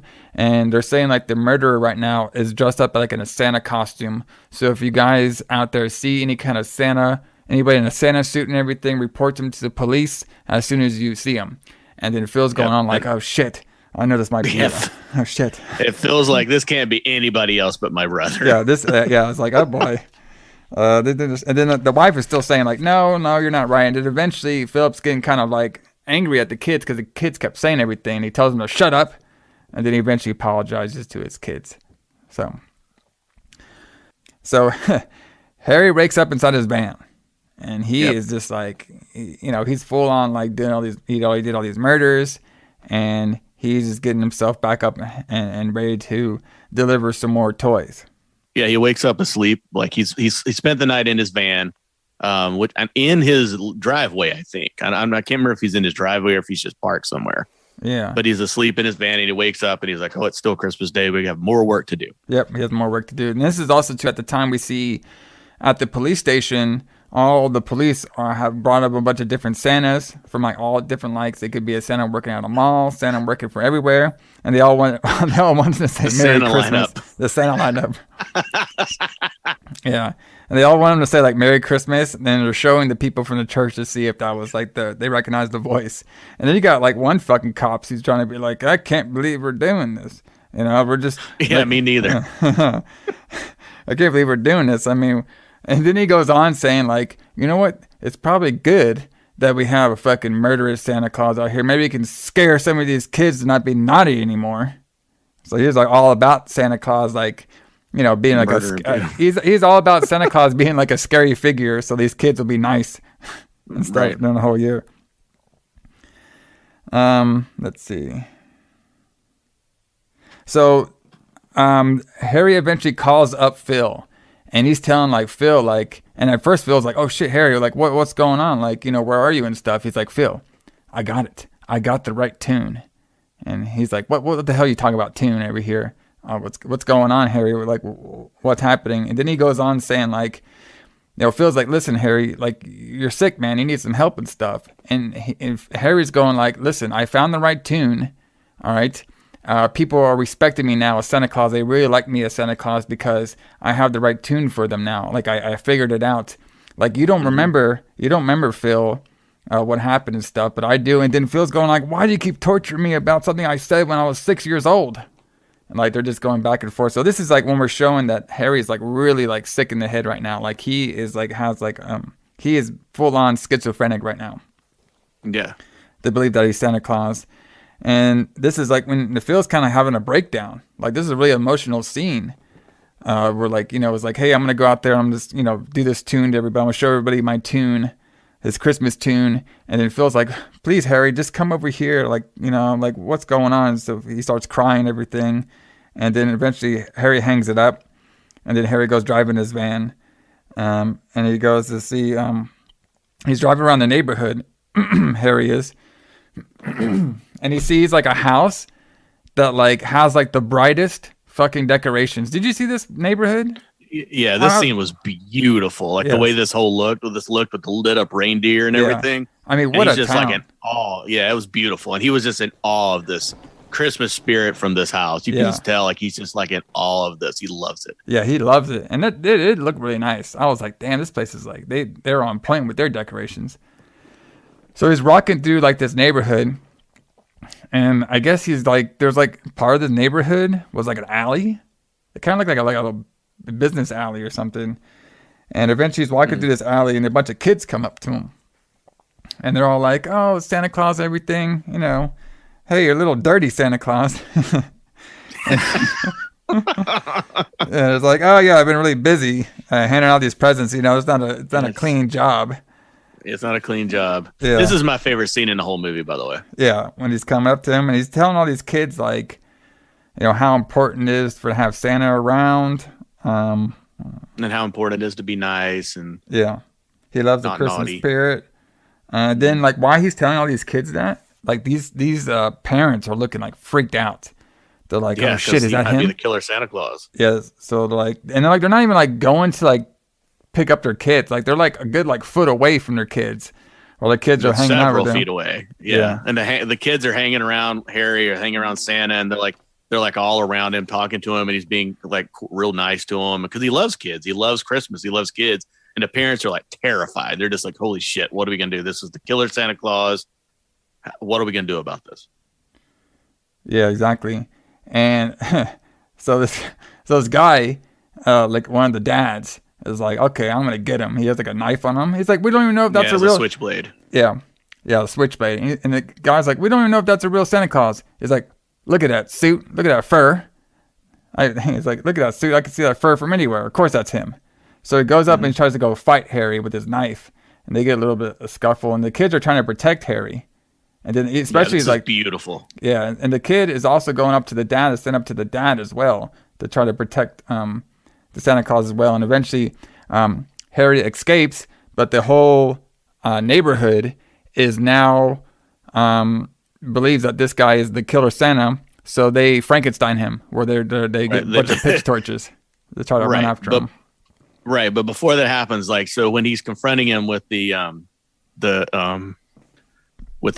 switchblade, like it was just such a beautiful little scene where the little girl walks over and takes the switchblade away from the guy and then gives it to Harry. It was just so, like, my heart was just like sinking into my stomach like that whole time. It was gorgeous. It was set up so well. Yeah. Like, I just love that.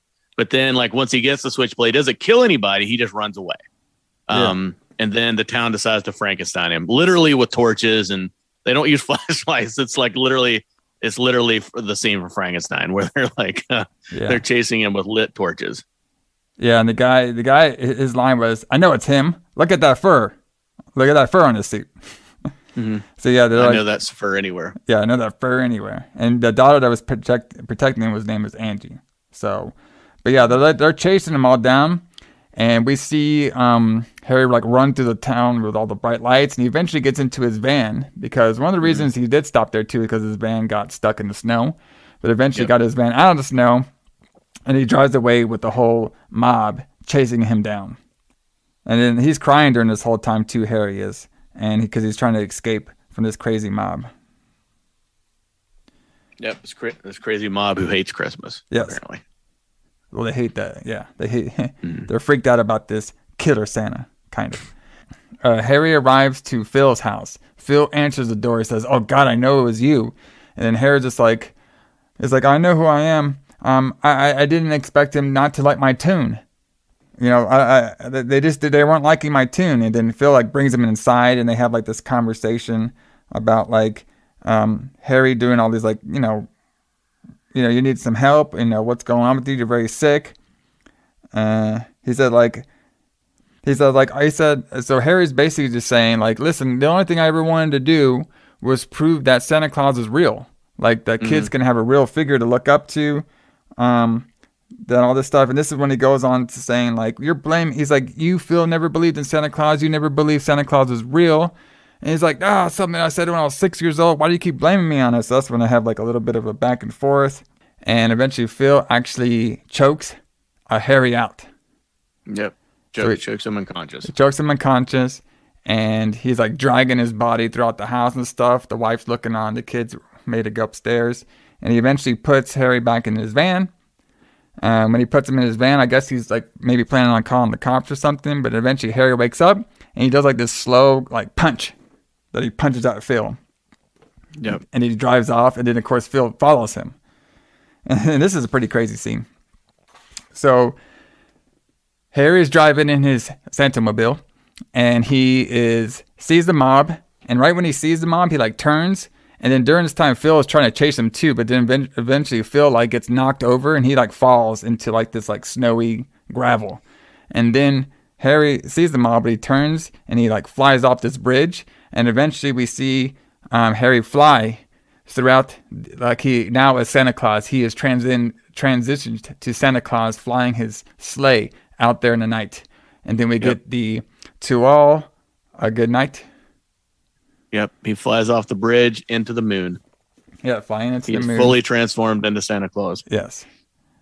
And he says, "Merry Christmas to all, and to all a good night."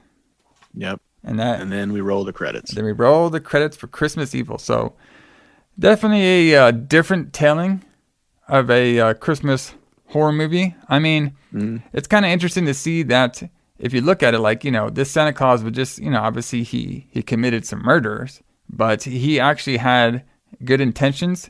But you could definitely tell it's a tale of one guy who was just very sick in the head.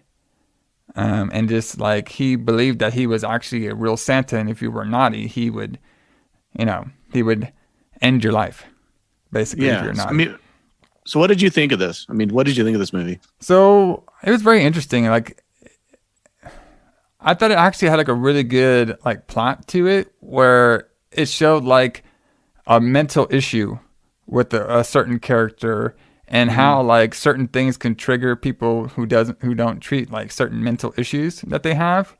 Yeah. And it shows how somebody who's so obsessed with something can be very dangerous, you know, if they don't have like the right mind frame of how to release what they're obsessed with. So I thought it actually like a really like good meaning to it, and like a lot of, you know, if somebody goes untreatment when it comes to like mental health issues and schizophrenia, of what kind of danger it can happen. Yeah, I agree. It was way more serious than I thought it was going to be. Yeah. Like I thought it would be kind of silly a little bit. But no, it was way more serious than I thought it was going to be. I thought it was really good.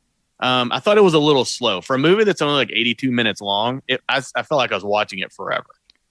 Yeah, it did. Yeah, it did. Yeah, it did feel like that, because you were kind of like paying attention to like different like scenes.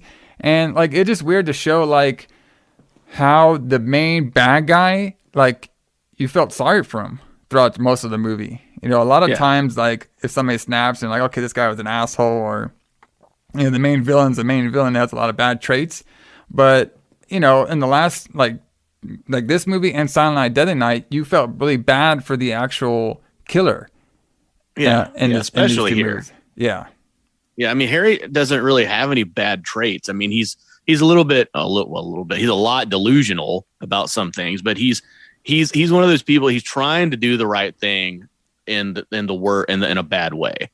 But I mean, like, I can't say that he killed anybody in this movie that didn't deserve it. I mean, all these people deserve to die for the most part.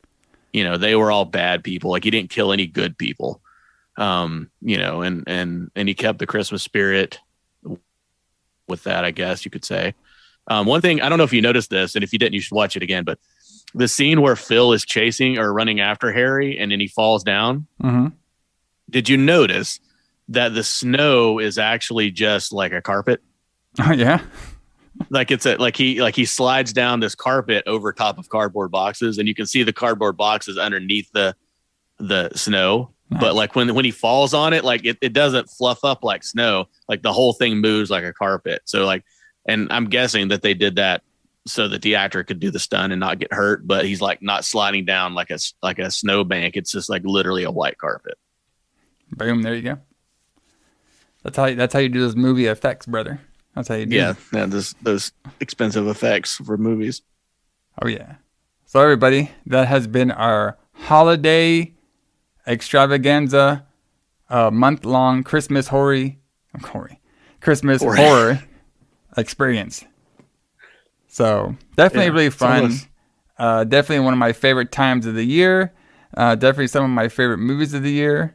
When it comes to like these Christmas horror movies, I think they're great. They're fantastic. It's been a lot of fun. It's almost sad that it's over. Kind of sad, but hey, we'll definitely be doing this next year too. We'll find a couple other Christmas holiday movies that were made around the 80s. We might even do some beforehand too, because it's definitely a very interesting mix of Christmas and horror. I think it's kind of like a fun kind of mix. It's just a little different of how sometimes the holidays can be a little bit of a drag, and it just brings a little bit more craziness into the holidays. But we'll be back next year, everybody. which is probably just going to be next Sunday, when we do, we're starting off a whole new year here on the Retro Blood. And something that we're kind of be doing going forward is we decided until, maybe we'll probably later on do some polls to see which movies you guys want us to review. But, for now, I thought it'd be a really good idea if I pick out 2 movies and then Allison picks out 2 movies, and we can kind of theme it for the month as well. But then sometimes it'll just be like kind of random, but what we think would be really fun to review. Now I know I'm kind of putting you on the spot. Do you have your 2 that you want to do for January? Oh, wow, that is putting me on the spot. Yeah. Because if not, we can just no. Yeah, I definitely do not have them picked right now. Well, I have my 2, so I'll say my 2. Well, the first one we're going to do is what me and you decided we're going to be doing New Year's Evil. Oh, yeah. So we're going to be... Next week. Yes, next week. We're going to be continuing the evil gimmick going on over here. So and continuing the holidays, because the holidays don't end until January the 2nd. Exactly. Well, technically January 4th if you count the Tokyo Dome. That's true. The Tokyo Dome is the biggest holiday of the year. Yep. And then my next one we're going to do is Motel Hello or Hell.